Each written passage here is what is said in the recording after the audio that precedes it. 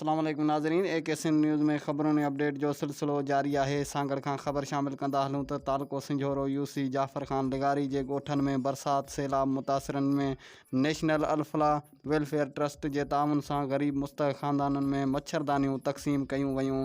उन हवाले सां AKSN न्यूज़ जो रिपोर्टर जमाल बुगटी असां सां टेलीफोन लाइन ते मौजूदु आहे। जी जमाल बुगटी, कहिड़ा तफ़सील आहिनि?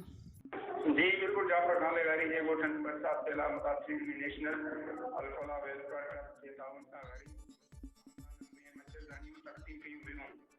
वहीं मौके ते नेशनल अल्फला वेलफेयर ट्रस्ट ज़िले सांगड़ जे सलाहकार हिमाजी वर्कर नवीश लेगारी चयो त असां हिन खे शुक्रगुज़ार आहियूं। नेशनल अल्फला वेलफेयर ट्रस्ट जे बानी मोहम्मद रिशेद साहब जा जंहिं हिन कशमकश इंते ॾुखी वक़्त में हिननि ॿोर मुतासिर जे ग़रीब ख़ानदान जी सहायता कई।